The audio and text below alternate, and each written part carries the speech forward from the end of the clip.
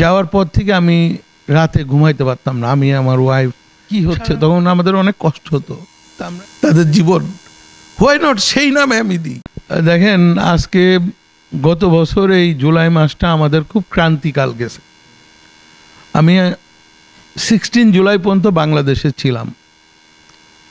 আমি একটা কাজ নিয়ে আসছিলাম এখানে, আমার সাথে বিদেশিরা ছিল। তো আমি 16 জুলাই এখান থেকে চলে যাই। যাওয়ার পর থেকে আমি রাতে ঘুমাইতে পারতাম না। আমি আমার ওয়াইফ সারা রাত দিন এগুলি দেখতাম কি হচ্ছে তখন আমাদের অনেক কষ্ট হতো। তা আমরা এগুলি তো ভুলে যাই নাই, ছাত্রদের কিভাবে ছাত্রদের উপরে সাধারণ মানুষ যারা খেটে খাওয়া মানুষ, ছোট ছোট বাচ্চারা যারা নেমে গেছে রাস্তায়, নট অনলি ছাত্ররা।